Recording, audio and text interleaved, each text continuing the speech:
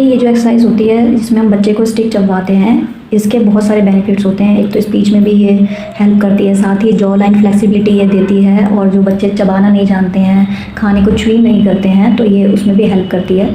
बच्चा इस तरीके से स्टिक को चबाता है, टेक्सचर लेता है, उसकी टंग मूवमेंट होती है, लिप्स की मूवमेंट्स होती है, ठीक है। उसकी जो है फेशियल एक्सरसाइज होती है नेचुरली अपने आप से।